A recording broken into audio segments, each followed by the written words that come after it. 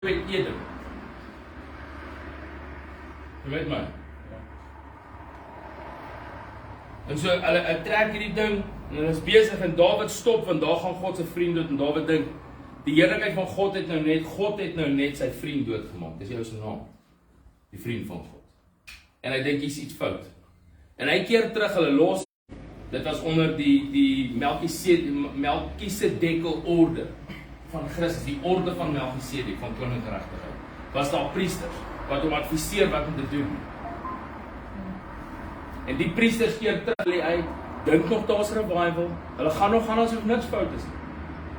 Maar die heerlikheid is in die wildernis. God het die mense kom soek in die wildernis. En Dawid kom agter, ek kan nie hierdie goeders aanskuif op 'n wa met 'n dier of os wat dit sleep nie. Ons het nie nou nodig vir 'n koning om 'n oorlog te fight om die heerlikheid in die... Hulle raak nie aan die ark nie, hulle hou vas aan die handvatsels. En so daar's so 'n dimensie waar priesterskap, gesag rus op jou skouers. Hy sê Isaiah 9:6 sê government shall be upon his shoulders. Government shall be upon his shoulders. Dan praat hy van ruling en reigning. Hebreërs 1 wat ek al baie veel gelees het. 1:7. Dan sê hy daarso 3-7 hy sê his kingdom shall be one of absolute righteousness. Meaning it's one of God's absolutes. If that changes, God is not God anymore. The church tries to change all the absolutes of God. Or they try and change the order of God. Weet jy hoe maklik is dit om die orde van God te verander? In 'n kerk. Daar's 'n orde. God announce 'n orde. As dit kom by doctrinal foundation establishment, dan gee God vir ons 'n orde, die vyfvoudige bediening, en hy kom in 'n volgorde. As jy die scepter wil vashou met die hand van God, moet die office van God herstel word, voordat die scepter kan heers in absolute geregtigheid. Maar nou, ons hou hom vas met 2 vingertjies. En hy val van tyd tot tyd, want hulle was nie bedoel om hom vas te hou nie. Hulle was bedoel om 'n hand te vorm. So ons het 'n gebrekkige groep mense wat offended met God, hulle skedels oopval en die fondasie van Christus vergeet, en hulle staan op en hulle weet nie eens wat om te doen nie, en hulle gaan aan as hulle gaan die heerlikheid van God in die kerk inbring. Ons is okay. Sover as ek weet, dis hoe dit werk. Die Here is genadevol en ons hou vas aan 'n paar van sy absolutes. Hy is genadevol. Hy is liefdevol. Hy is regverdig. Hy sal ons mos nie seermaak nie, ons doen ons 'n goeie ding met goeie intensies. Maar daar so in die wildernis, daar sterf 'n vriend van God omdat hy die heerlikheid verkeerd vasgryp. As gevolg van die struikeling van die vlees van 'n ander man se beheer, 'n ander koning se leiding. So konings kan nie die heerlikheid van God dra nie. Dis nie gegee vir 'n koning nie. 'n Koning fight die fight en ons maak die weg oop en die priesters dra die heerlikheid. En ons dra hom nie op ons koppe nie. As jy heerlikheid op jou kop moet vat, dan sal dit jou verwoes. Jy raak delusional, jy sal dink is joune. God sit dit op jou skouers, want dis waar die gesag rus. Andre het 'n priester gesag, ja. Nou kry 'n priester gesag. Hy mag die heerlikheid dra. Gesag kom van jou skouers af. En soos die naweek weer as ons vir mense bid, dan sien jy dit. So ek en Louis praat oor. Gesag kom van jou skouers. Ek verduidelik daarso, the train of the road falls the temple. Dis pas aan jou skouers. Dit word verlenging van Christendom. Wat versuim word in die liggaam. Dis nie meer nodig om hande op te lê nie. Hande op leg is nie. Genesing is nie nodig nie. Almal is perfek. Die orde is ook nie nodig nie as daar 'n pastoor in die huis. Pastoor is een van die laastes in die orde. Hy vir 'n lang tyd was hy eerste. Profete word geëer as apostels. Apostels word nie geken in die kerk.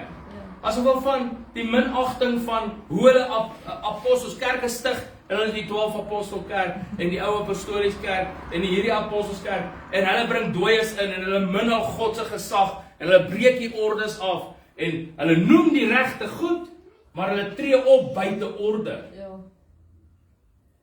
En ons vat een van die offices en dan maak ons dit die office. So Jesus die apostels. Hierdie is die evangeliste. En pastore besluit, ons gaan nou genesing vat, en ons maak 'n bediening uit genesing. Al wat ons hier gaan doen is genesing. En gawes word is 'n administratiewe vermoë om die office, die huis van God, met die kantore wat daarin moet wees, te assisteer, sodat die liggaam reg vorm. Is hulle honger? Ja. Geestelik, nie Ja. fisies nie. Daar's Ja. ander mense wat hulle vingers op dit. Voor en na. En die kindertjies saam. Daai gees val op julle kinders, luister. Ek hoor jou. Ek is honger vir Jesus. En so daar's 'n koning, hoor nou mooi, daar's 'n koning soos Dawid, wat 'n man van vrede is, en julle as konings is op pad na die huis van aanbidding. En jy dra die heerlikheid van God in jou. En jy dink, hierdie manier is die regte manier, ek is op pad. Maar jy doen dit met force soos 'n koning. En jou vlees dryf jou, wat is dit? Wat is jou vlees? Vlees is in jou? In jou? Siel. As ons praat van die siel, praat ons van 'n vroulike vorm van dit. As ons praat van die gees van God, praat ons van die manlike vorm van dit. Jy het nie meer 'n gees nie, jou gees is een met God se gees, 1 Korinte 6:16. Yes. Jou gees vat aan die manlike vorm. Hy join met die gees van God, jou gees is dood gewees. Die enigste lewe wat daar is vir jou gees nou is Christus. Christus is jou gees. Christus is jou lewe. Die gees is gered. As jy doodgaan, gaan jou gees na God toe, hy is perfek. Die siel word gered. So die orde wat ons nou nie het nie, is die siel is in beheer van die tempel van God. Ja. Die gees moet in beheer wees van die tempel van God. Ja. Die gees moet vir die siel sê wat om te doen. Die siel gebruik die liggaam en hy sê vir die liggaam wat om te doen en hy is in beheer van hierdie huis. En al die tipes van vroulike vorms wat jy kry in die Bybel wat minagtend optree, undermining is die vorm van Jezebel en Delilah. Ja. Minagtend en misleidend. Ja. En almal van hulle het 'n werk, jy kan dit gaan lees. Hulle werk was om die man van God te mislei en weg te lei van die huis van die Here af, weg te lei van 'n verhouding af. Almal van hulle almal wat naby hulle kom, of hulle word gekastreer, of hulle oë word uitgesteek, of hulle word blind, of hulle word gemaak dat hulle nie meer kan vrug dra nie. Sure. Want die orde is verkeerd. Ja. En so wanneer God kom met hierdie massive display van krag by Elia, en hy sê, krag van God brand, smel die water op, smel die rots, smel die water, leg dit op, en hy sê, gee my 'n swaard, en hy steek al die priesters dood wat daar staan. Want hulle is useless. Baalpriesters. Maak hulle almal dood.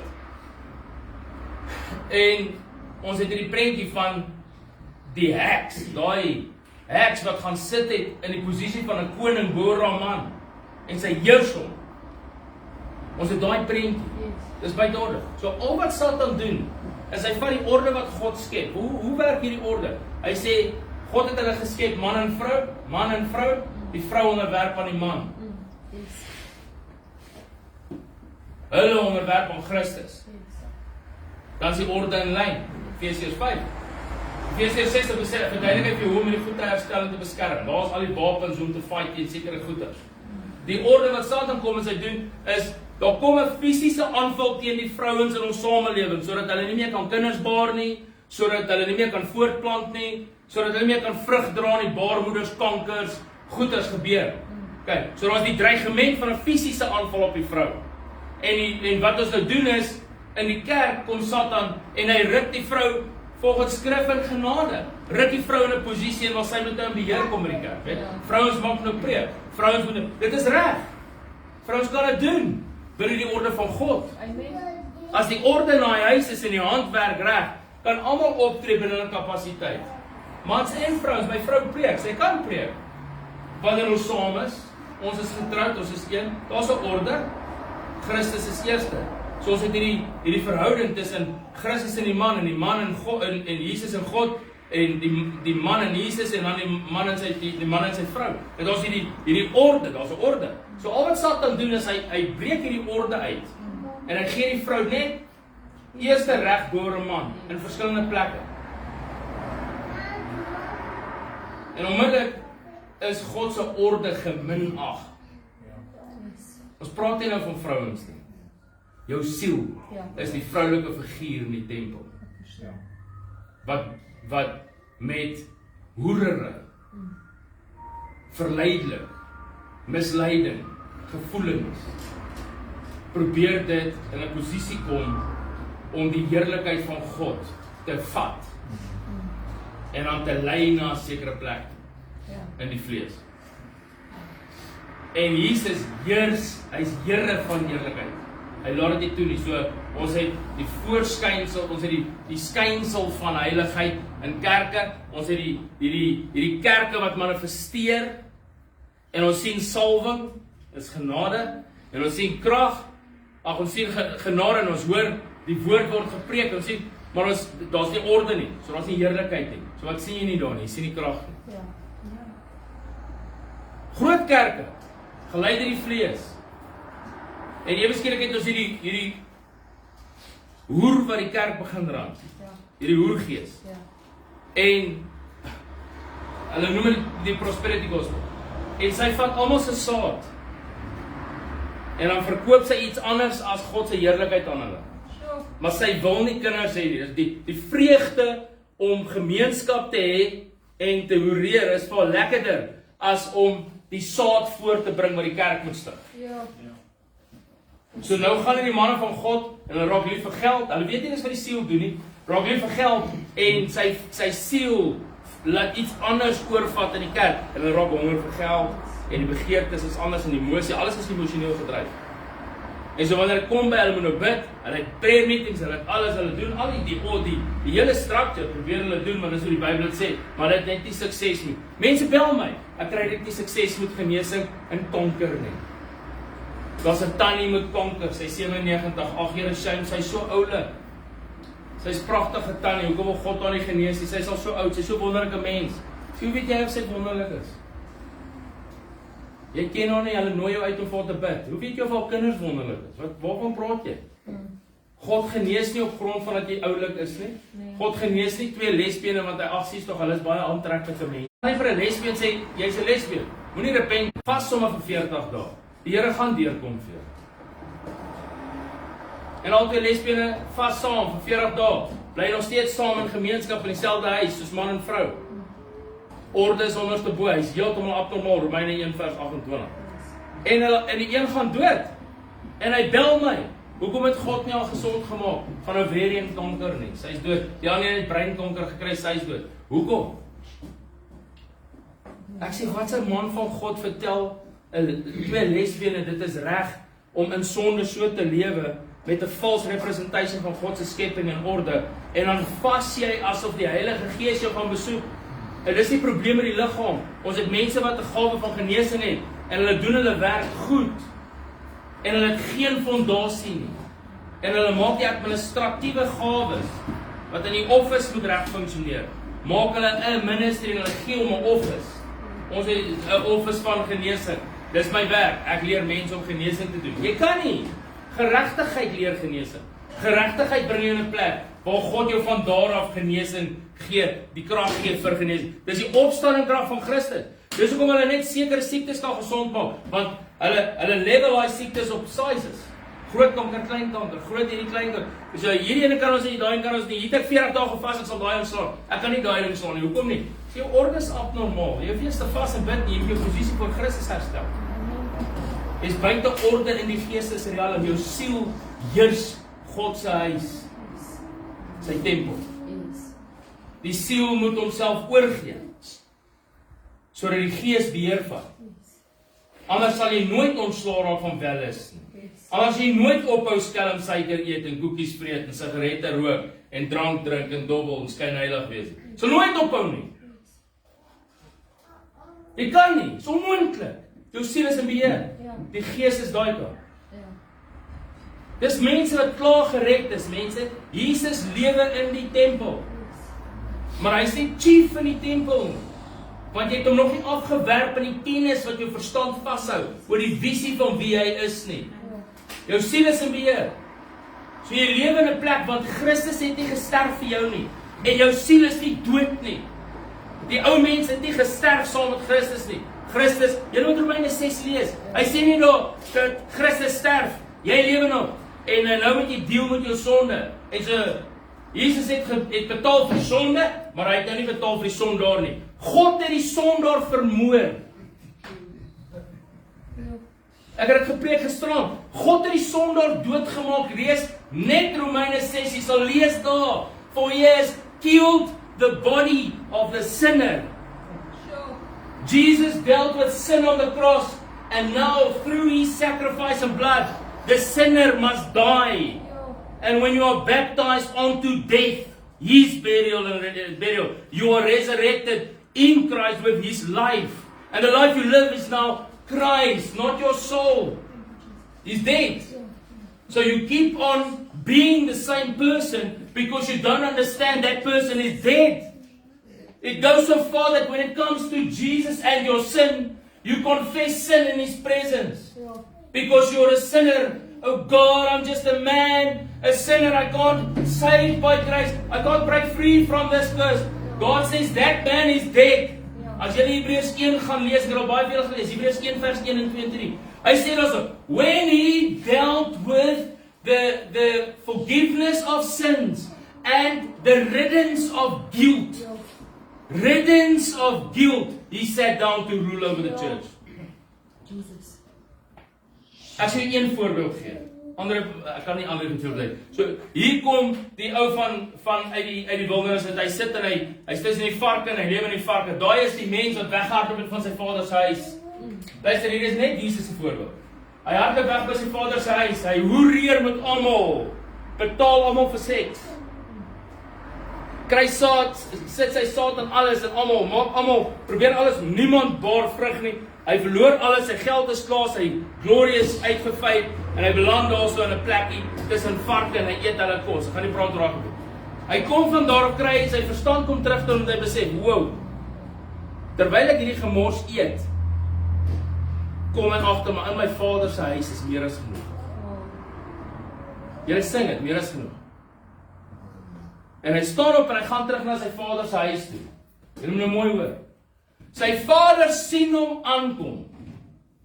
En hy sê so lank, slag die lam, kryf my kleed, bring my daai goed. En hy gaan so lank hek toe. En die seun loop. Wat gaan ek my pa sê? Ja. Ek sal kom en ek sal vir hom sê, hoor nou. Ek sal kom en ek sal vir hom sê, ek is 'n sondaar. Ek is pervers. Ek het jou geminag, ek het al jou rykdom gaan mors. Hy sê nie hy het vir sy pa gesê nie, die Bybel sê hy het aangekom en aangedink, die woorde voorberei, wat gaan ek vir hom sê? I will go to my father and I will tell him. I will go to my father and I will tell him. Op sy pad terug na God om hom te vertel wat jy verkeerd gedoen het en hoe jammer jy is. Kom die vader aangehardloop, die Bybel sê hy het aangehardloop gekom en toe sê hy bly stil, wil nie hoor nie. Hallo, en hy gee hom 'n drukkie, gee hom sy kleed, sit sy ring aan sy vinger en gee hom sy goed. En hy sê kom, ons het 'n lam geslag vir jou en ons het 'n bruilof in jou naam, ons het 'n fees in jou naam. Ons kom na God toe in sy teenwoordigheid. Een van die grootste sondes wat ek vir julle sê ons doen, is Romeine 3 vers 19 tot 21. Dat ons kom in sy huis in en dan vertel ons hom die sonde. Ons is meer bewus van hoe sondig ons sonde is, as wat ons bewus is van die reddende heerlikheid wat hier voor ons is. En so as ons hier by Jesus kom, dan moet jy so treur oor jou sonde, want dan gaan God jou vergewe. Ons doen dit. Repentance unto belief is one time you come and you say, Jesus, I repent of my past sins, Lord. Kill that man. I need you, Jesus. Make me another man. I lay down my sins. I confess it to you, Jesus. Jesus says, pardon, salvation, blood, Holy Spirit coming to my house. Nou is ons daar. Nou word jy daai ou wat weghardloop by die Vader se huis uit, agter hoere in die wêreld. En dan daar kry jy revelasie, maar dit gaan beter by hom as hier. Kom ek gaan terug. Op pad terug begin jy uitwerk. Yes. Hoe gaan ek hierdie storie spin dat hy my glo? En op by die Here se hek, dan kom God en ontmoet jou daar die Vader. En hy sê, wow. Sit dit vir hom aan, maak hom reg, herstel sy orde, sit sy gesag terug, kleed, krag, ring, hoed, alle kom in. Ons het 'n lam geslag gee. Die fees is klaar, jy gaan kom join ons. Ek verstaan nie hierdie ding nie. Ek het hom dan hy wil nie eens hoor wat het ek gedoen nie. Ja. Hy ontvang my net in liefde. Mense, God bring genesing oor mense. Nog voor hulle sondes bely.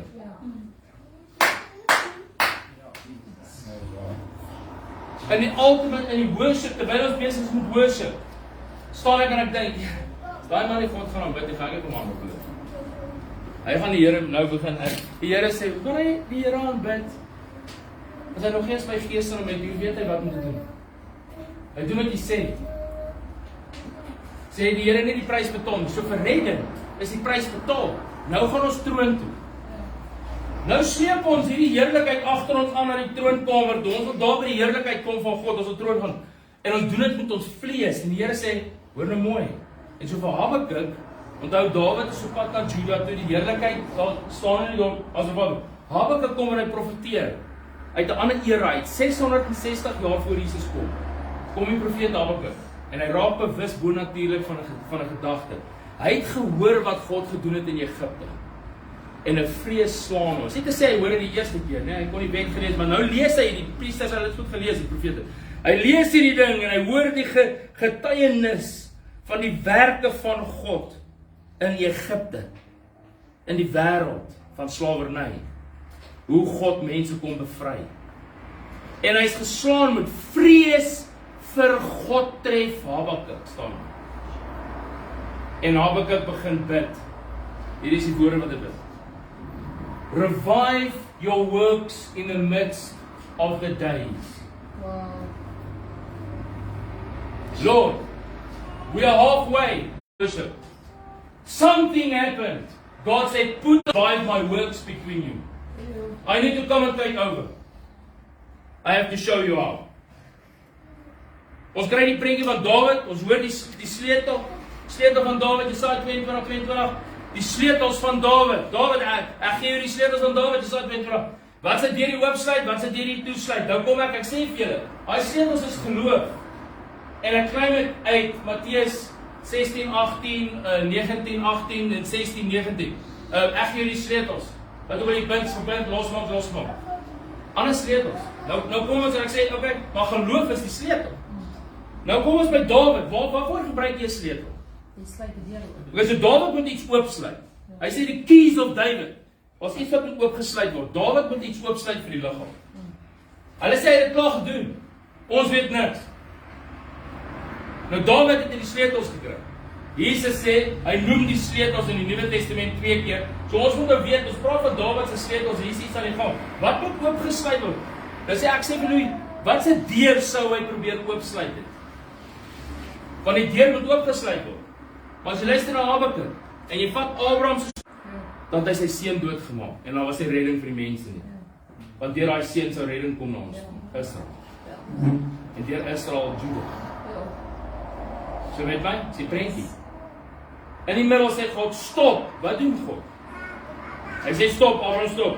God sê, kyk ek het voorsiening gemaak daar. Reeds 'n offer. Drop die mens, jy het hom nie nodig nie. Daar is die offer.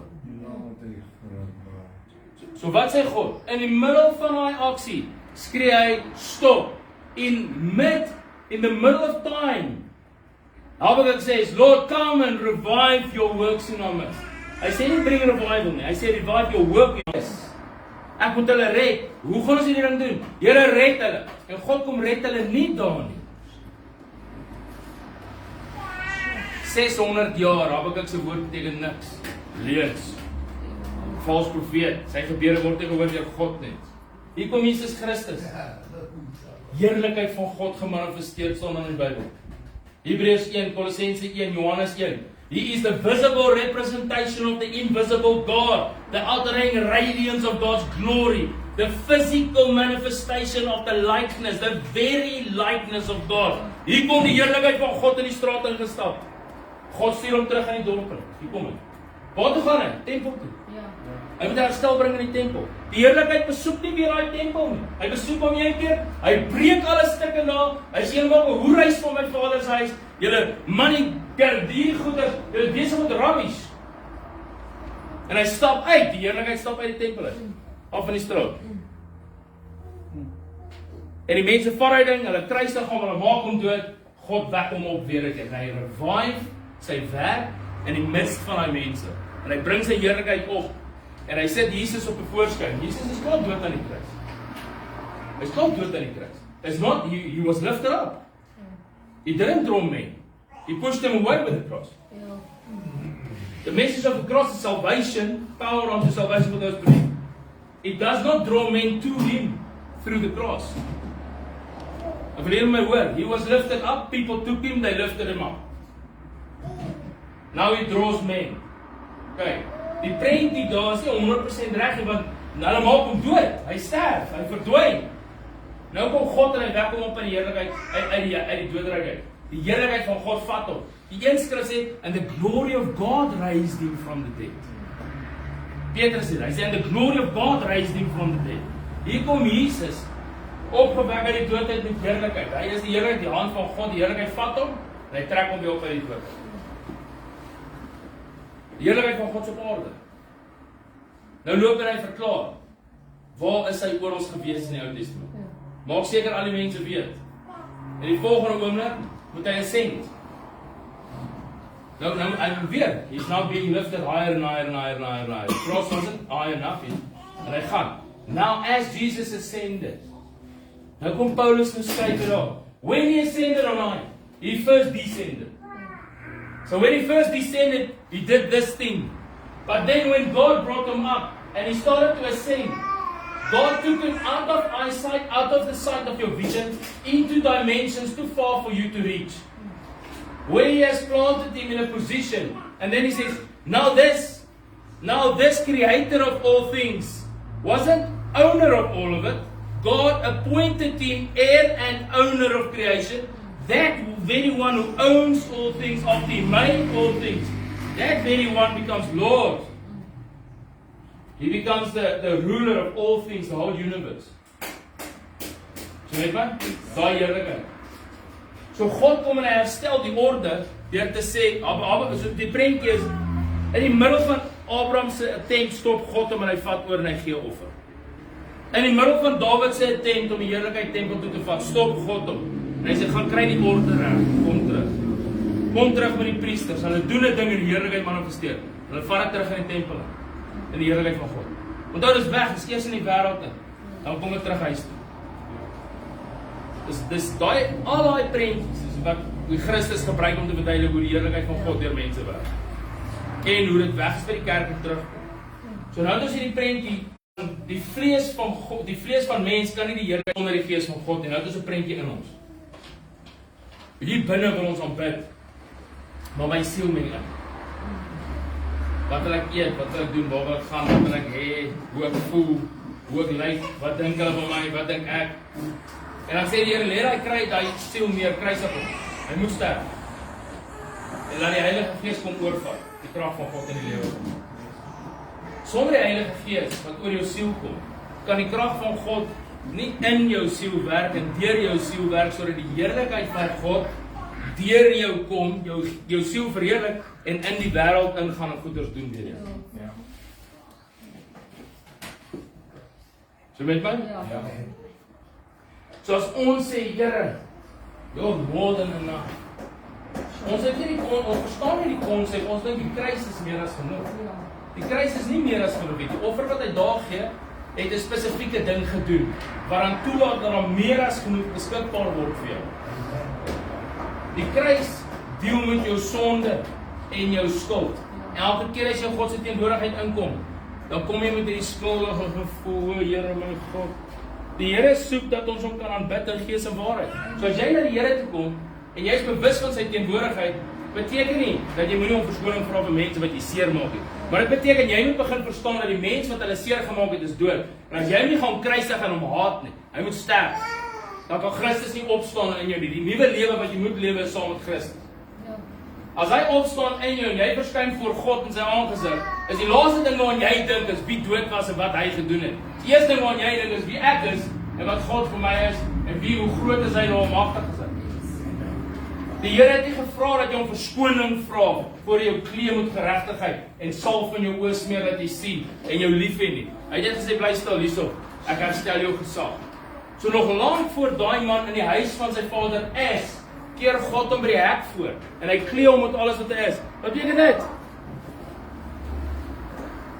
In the middle of time, mid-sentence, in die middel van daai journey, gaan God hek toe en hy keer die seun voor en hy sê bring die goed wat hom Hierdie goed's net in die huis van God. Die kleding, die gesag, die majesteit, die ring, die eienaarskap en die wedding band waarmee jy trou met God en jy al daai goed is in die huis van God. God sê bring my goed saam. Hier ons kry hom hierso. Trek dit vir hom aan. Ons bring hom reg in die huis in. Hy word nie reggemaak in die huis nie. Hy kom sommer reg in die huis in. So die Here gaan uit die Heilige Gees, Parakletos, en hy klee jou daar binne en hy gee jou daai ring en hy vul jou met sy krag. Dan bring hy jou in die huis van God in, sodat jy nie daar instap met op die gewete van jou verlede nie. Jy kom en jy sê, Here Jesus, ek is net bewus van jou goedheid en grootheid. Die Here vra my nie eens wat ek gedoen nie. Hy sê ek gee daai goed. Ek worry nie. Ek het lank op voorsiening gemaak vir daai rabbi. Ek het gedeel met die skuldgevoel in jou hart wat jou weerhou van die werking van krag. Ek loop by hierdie gemeente by 'n plek en ons mense en ek kan dink by myself, Here, die krag van God wil nie hier loop nie. En my gewete pla my so. En ons niks wat ek verkeerd doen nie. Ek vas al vir langer as 7 dae vir daai mense, maar ek is kwaad vir sekere mense daar. En die Here sê, laat hy goed gaan, hy stel die orde. My gewete meng in met die vloei van die krag van God. Ek sê, Here, gaan net begin worship. Ons worship en ek teach. En ons worship verder. En die Here kom besoek ons 3 keer daai dag. En die heerlikheid van God kom en die Here sê, alles is reg, let's go. En nou elke keer as ek by iemand kom en ek wil hom vat, en ek wil jou vat, dan lig jou aan die vrede. Elke keer as ek by iemand kom en ek wil hom vat, dan besef ek, nee man, kom, rop ons slaap vir jou stories. Here Jesus, kom die Heilige Gees en oorskadu daai siel. En die volgende oomblik, die krag van God kom. Hy laaste een vat ek die een man, maar hy's hard en die Here sê, hy kan nie aanbid nie. Hy weet nie waar hy is en wat hy doen nie. Gee net om die woord. En ek profeteer van waar hy gaan wees en wat hy gaan doen. En die krag van God praat met hom en raak hom aan. Daar is nie dieselfde, hy val nie om nie, daar is nie krag nie, niks. En daar staan 'n vrou, staan net so sakkie aan die hou, net so vir Jesus. Daar staan 'n vrou so 5 meter van my af, né? So. En ek sien iets is nie reg en ek kyk vir haar so na oë.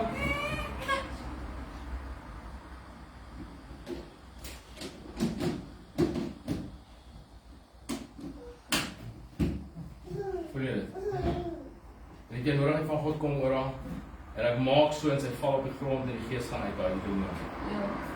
En sy staan op so ver soos Louis van my af. En ek kyk so, dan vat ons, ek kyk so vir haar. En haar oë maak so en ek kyk so vir haar. En ek sê, en die krag van God slaan hy verbindingsstoel. Sy is uit. Alles, onder die krag kom weer by. Sien nou nie, sy is weg. Die Here het haar aangeraak en sy is gesond. En die Here sê, maar as jy 'n probleem met krag nie. As jy 'n probleem met krag nie, daar's die oorskadu van jou siel en die Heilige Gees. Hulle is nie in harmonie nie. Die Gees moet in beheer wees. Ons kan nie kom met ons vlees nie. En die krag van God tref my waar ek al staan. En ek besef, hy het nie eens nodig dat ek sê, Here, ekskuus nie. Was nie betaling wat jy kan maak. Hy het dit gedoen. Jy kan nie eers sê, ekskuus en dan gaan hy jou aanraak nie. Maar ons doen dit om die gewete van mense skoon te maak. Om hulle te herinner aan die visie van Jesus Christus. Dat die krag van God oor hulle kan kom, dat hulle kan gesond word en vry word. Ongeag of hulle sê, sorry, Jesus. Of hoe hard ek skree, glory. Is net hierdie. Die krag van God.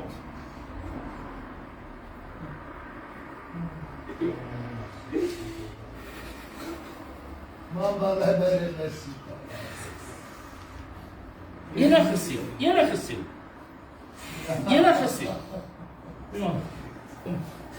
siel. Net so, dat onder vir Jesus. Enige siel. Kyk my oor. Ek sê vir kanker los hierdie. Let the healing come. Hallelujah. Kyk my oor. Die wacht in die tyd. Van kop tot tone. Vir die kanker om op te droog.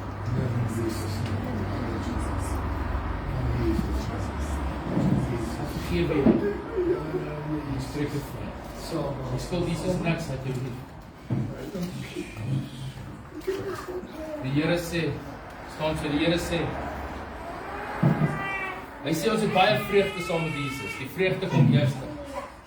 Die krag van God kom oor ons, want die vreugde kom eerste. Hy sê ons het soveel lekker tye saam met Jesus, ons lag baie. Die Here is goed. Hy is vol genade. Hy sê en dan begin ons treur oor hom. Dan kom trane.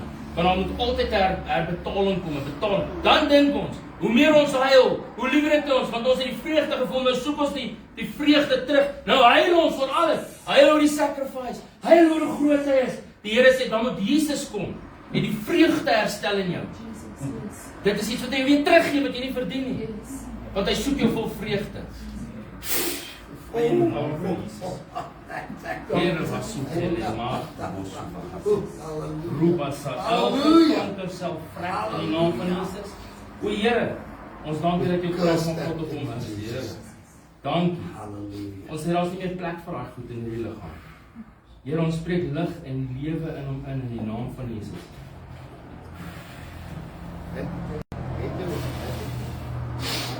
Lig en lewe in die naam van Jesus. Ons is goed genoeg. Ons is goed genoeg. Dankie Jesus. Jy is skoon en rein in Jesus. Jy is skoon en rein. Jy skop hom niks. In sy verstand, in sy hart, in sy lewe. Hy plek gemaak vir siektes en swakheid. Hy maak van vandag 'n plek vir God se krag. Ons verklaar op genees deur die bloed van Jesus. Here vir die werk wat jy betaal het voor. Ons dank U nou in die naam van Jesus. En dis die ding, dis die gesag wat in ons hande lê.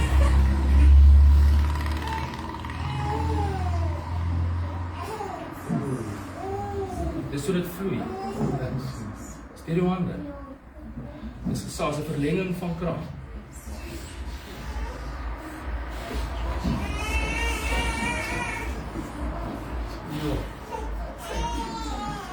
Meer as genoeg. Dis meer as genoeg. Hier kan 100 dra, maar dan moet ons dit is meer as genoeg. Want hy doen dit, is sy gesag. Elke woord sal vrug dra. Elke woord oor jou lewe sal vrug dra. Jy hoef nie bang te wees vir die dood nie. Jy sal nie sterf nie, jy gaan niks oor. Kom kyk na jou. En Jesus nou. Elke ding sal kom. God het meer as genoeg vir almal van ons. Meer as genoeg.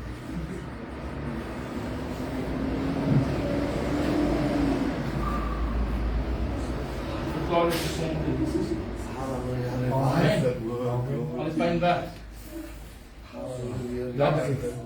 Alles pyn weg.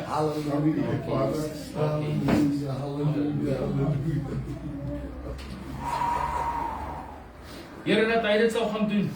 Hier is die gesag, Here, op hom, op sy hande, in die verlenging van sy hand, Here, die krag van God vloei deur hom. Laat hy die mense gesond maak, Here. Nie bang word vir stories nie. Ons daal die stories hoor. Fire! Holy Ghost, vol van God tot tone, Here. Maak hom vol, Here. Nuwe krag, Heilige Gees. O, Here, dankie Jesus. Ek sê vir julle nie weer, die Here sit sy woord op die sklei vir 'n demonstrasie van krag. Die Here wil hê ons moet glo met hele hande. Hy wil hê ons moet verstaan hierdie openbaring van sy woord. Die woord is nie net die ding wat ons preek nie, maar soos ons hom preek, breek al lig oop voor. Hy sê die oomblik wat ons die visie herstel van Jesus in ons harte en die visie herstel van Jesus in die kerk, wie hy is, nie net vaskyk in die kruis nie, verby dit wie hy is. Dan kom God en hy openbaar, hy werk saam met daai boodskap van wie Jesus is. En hy openbaar sy krag en hy maak gesond. Maar ons nou, ek nou as die tempel, wat die heerlikheid hier in die huis inbring, ek as daai tempel, ek moet my siel onderwerp aan die Gees, sodat die krag kan connect en bly vloei. Ek sê vloei, die krag van God beteken, ons, as die siel onder die krag, die heerlikheid van God is deur die Here nog teruggehou. Tot daai siel onder die Gees inkom, want ons kan nie in die heerlikheid in die vlees ingetrek word tot God in nie. So die kerke is sonder krag, want die siele wil nie onder hom inkom nie. Dit gaan die groot kerke te veel kos om al daai goed te laat gaan en terug te kom onder die heerlikheid van God, die eer van die Gees, sodat die heerlikheid die huise besoek. Dit kos hulle te veel, maar dit kos nog steeds nie genoeg nie. Jesus het alles betaal. Ek sê jou nou, as die kerke net kan terugkom in lyn met God se krag, Daai gesag, ek het julle gesê, jy vat nie gesag nie. Hy gee dit vir jou. Hy sal dit nie verleng na die uithoeke van die tempel uit. In sy huis, as hierdie siel nie kom onder die gees nie. Mense, God is gereed om groot goed te doen. He's busy, mid-sentence, mid-work, mid-revival, mid-worship. God will say, stop! I want to revive my works in your midst. Jesus was daai ene, die regte tyd kom in, en God revive daai krag in die midde van ons. Dis nie iets wat ons doen nie. Dis nie iets wat ons doen nie. Die ou mense is dood, mense. Die krag wat God vir julle het, daai krag kom. Hierdie ding wat jy sukkel om te stoei mee, 'n emeer, of woede, of frustrasie, of bangheid, of kwaadheid, daai ding is omdat hy nog lewe in jou. Jy moet hom kruisig en vrek in my, jy lewe nie meer in my nie. En as daai gedagte opkom, sê, wat se gedagtes is hierdie? Ek dink heilige goed, ek praat goddelike goed, ek lewe in geregtigheid. Johannes, ander, maar Johannes sê, 1 Johannes 2 sê, hy wat deny uit sonde, hy pleeg sonde, dis sonde, hy is wicked. Die waarheid sê nou nie. Nee. Erkenning van sonde, ja. Ek erken ek is verkeerd. Maar ek kom in God se aangesig en ek vertel hom my lys van sonde van gister, sodat sy krag op my kan kom. As ek aan God toe kom en ek weet wat ek weet, en weet te sê, dis die Here sê hierdie goed vir my. Hy sê ons werk teen hom, want ons glo nie wat hy glo oor ons. Ja. Toe sê ek vir julle, wanneer is iets heilig? Ons ag dit heilig. Nou kom die Here en hy sit sy heilige woord in jou. En die tempel van God wat geheilig word deur die woord van God. Dan kom die gees van God en hy woon daar in die tempel saam met die woord van God. Daai is 'n heilige plek. Nou sal jy nou onheilig verklaar, sê God vir Petrus, wat ek heilig verklaar. Dis ons buite orde. Amen. Buite orde. Petrus moet sulke goed sê nie. Ek het dit heilig gemaak, wie sê dit is onheilig? Staan op. Gaan na daai plek toe. Petrus kom nog daar aan met die openbaring. Hy sê ek, en hy kom aan in Handelinge 10 en hy maak nog sy mond oop om te vertel van Jesus. Toe val die Heilige Gees op mense. Hy het hulle nog nie gedoop nie. Hy het nie hande opgelê nie. Die Gees kom oor hulle terwyl hy praat. Want as hy 'n revelation herstel hierso in hom. Christus vat die posisie terug. Niemand is groot genoeg. Niemand is sterk genoeg. Jy kan nie besluit waar gaan my glorie heen. Kry jou vlees onder jou onder beheer. Laat die Gees gaan. Op pad so die Gees lei hom na die plek toe. Ek sê die Gees vat my plek. Kom daar, krag van God val op die mense. Sy report terug. Nou testify. Vanuit die Gees. Amen. Sy report. Mense is nie nodig om mense te doop nie. Die Gees val. Maar die doop tot repentance is goed. Dis die Gees. Die Here kom nou op almal. Amen. As jy ons uitlê. Mag jy dit nie mag jy test nie. Want hulle is die mekaar, hulle verstaan nie. Die krag van God en die gesag van God. Dis hoekom 'n stikkende mens in God se huis gaan sit. En nie weet hoe om te worship nie. En dan kom die profeet verby en sê, jy, kom hier. En hy kry die grootste profesie in die hele kerk. Publicly maak God hom bekend en dan loop hy weer. Want hy het 'n doel vir die ou, die ou sit daar en hy het hulp nodig. En die Here sê, ek kry hierdie konsep van grace. Ek en my vrou het getrou op 'n liedjie, ons trouliedjie was When Grace Flows Down. Wat mens moet verstaan is grace flows down to the lowest places. But it is the power that is unlimited and far surpassing. God is allowing through us to get His power into the least and lowest places, the most lonely, least and lowest places ever. That's where grace is. That's where you find power for resurrection, power for raising the dead. Mense het reg oor die land gekom na 'n klein huisiekie toe, waar ons die glorie van God uitgiet op mense. 8 ure in die teenwoordigheid van God, van 'n maandag tot 'n Sondag. En nee, pastoor het nie gekom nie. Hulle het gekom kyk, die dominees het kom kyk wat gaan aan in die area. Krag van God. Stap aan en bring hulle mense in wat uit het. 'n eindpersoon sit sy daar, dan word ons weggeruk. 4 ure later. Kyk eers nou op sy horlosie. Ek het gepraat en nou weet ek nie wat sê en ons almal sit net so vasgevang in die presence, alles so dik in die sitkamer. En dis die goed wat gehang het daar. Ja. En die vrou gaan terug. AIDS is weg. Babatjie word gebore sonder HIV. Maar die papier en die bloedtoetse is daar, so op papier. Sê vir mense vandag, Here maak AIDS gesond. Sê no way. Ja. No way. No. Men die Here maak COVID gesond. No way. Die Here stop hartaanvalle met in die middel van daai hart se klop, ons sy laaste klop te gee, sal God hom stop en hom lewendig maak dat hy verder lewe. Waar is die krag van resurrection? God will come and revive his work in the midst of a moment. In a moment, God will start doing things. Daai hart kan sy laaste klop gee, as hy klaar geklop is, dan God hom 'n verder klop. God moet sy werk kom oorvat in ons lewe. Ons moet alles Hy doen. Hy moet dit doen. Amen. Jy moet jou siel onderwerp aan hom. As jy die gedagtes vir jou sê, jy siek, kyk die pyn, sien jy, vervloek haar goed. Die ou mens is dood, die Here het my gered, Jesus Christus het betaal. Aanvaar nie kanker nie. Die dokter sê, ek gee nou wat die dokter sê. Jesus het gesê. Jou pyn weg. Gaan weg. Verseker. Waar het gesit? Dis so aan die kaak gedien. Sou jy ook maar weg? Hy is nog gevoelig.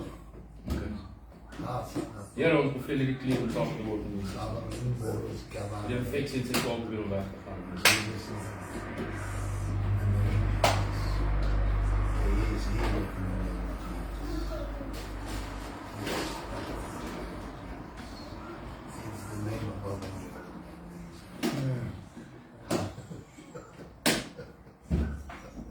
Dankie vir my Vader. Geef my nou die krag, want ek my kan volhou. Jy het niks volhou nie. He is the one who keeps Ons kan net sy woord. Ek is gesond in Jesus naam. Amen. Dankie.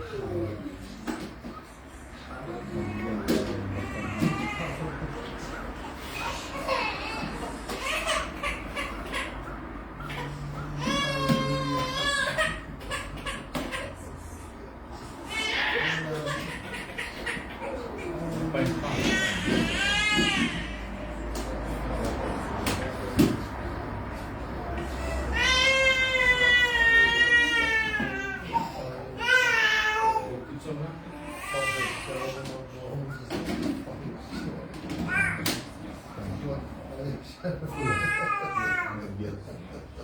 Pyn. Goed so bietjie maar. Waar is die bietjie? Nog hierdie Klier. Dis nou klier snel. So vertel, ek kry kanker, niemand weet dit nie. My keel swel of iets op my keel, my een klier. Ek het iets gedoen. Toe swel die klier op. En ek begin dink hier is terrible. Kanker, my keel swel op, my keel staan so lekker 'n baard, niemand sien hom. En hy sit in my keel as ek sluk voel ek hom. Ja. En ek gaan na Nysna toe. Ek gaan af die Februarie maand, ek kry 'n bakkie en ek ry af 10,000 kg spreek ons net die gospel in daai bakkie. Oral waar ons gaan bid as fisiek is. En ek ry af die eerste 1500 kg. Stop by 'n plek, ontmoet 'n ou van Nysna. En hy vertel my hy het seker vergroeisels en kliere op sy rug gehad en hy was in charge van dit wat nee, sy besigheid was Joshua het ons gedoen. Ons Ronnie, hy's aan die top. En ek ry saam met hom in die kar en hy vertel my van hoe die Here hom genees het. Hy het eendag huis toe gekom, die krag van God opgeslaan en toe hy in die huis gaan hy gesê ek moet op harde stoel sit. En toe hy so op die stoel gaan sit, sy kind spring op hom en hy wil hom keer maar dit is seer. Toe besef hy ook. En hy keer hom en hy voel maar die pyn is weg. En toe hy voel toe al die pyn uit sy rug uit. En toe sy vrou kyk so al die knoppe weg. Nee man. En hy sê dit vir my. En op daai oomblik dink ek by myself, Here Jesus, dan kan jy my mos genees. Ja. Ek moet so sluk, toe hoor ek 'n ballon pop, hy maak so. Die blaas hier ding af van my keel in die wêreld. En ek sê vir hom stop die kar en ek begin huil. Ek sê jy verstaan nie wat my net gebeur het nie. Ek kan vir almal in die kar hoe God my net genees het. Niemand het my vrou gesê nie. Ja. Niemand gesê nie. Dit is ook eie risiko. En die Here maak my gesond in die kar. Kom die salwing terwyl hy getuig oor sy genesing. Kom die salwing van daai genesing oor my.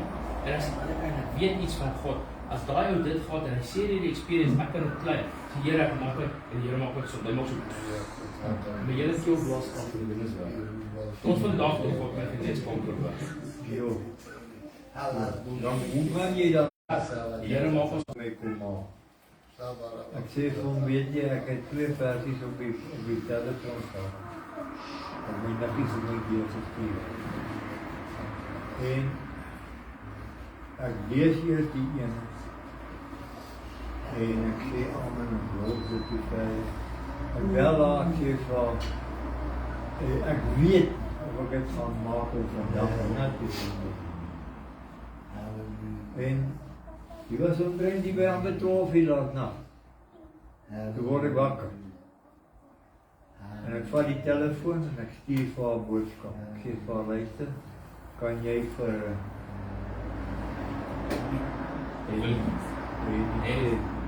en by my kom. En toe net na ek vir haar gestuur, toen ek dieselfde vir hom. Ja, ons weet nie, nee. So jy weet nie 3-4 dae terug het hy gesê daai man kom. Ja. En soos wat hy vir jou bid, en sê ene God die man bring, asseblief Jesus, jy kan hom gesond maak. Dan bid hy dit en dan begin die Here praat en dan hy sê die oom het toe gesê hy kom nie. Ek sê shop, maar ek lees eers die boodskap laat die nag. Toe ek in die bed gaan lê, so trek jy 11 uur so lees ek hierdie boodskap en ek dink Here, dis ook bless hom. En net dan stuur hy 'n boodskap en hy sê, hoorie, die oom kom. En ek het so besluit gisteraand, man, of die oom nou kom of nie, ek gaan jaag om hier te kom, want ek wil wat ons daar het, ek wil dit bring. Ek wil die heerlikheid van God met ons mense besoek in ons kerk. En ek dink so terwyl ek ry, of die oom nou daar is of nie, ek hoop hy nie kom.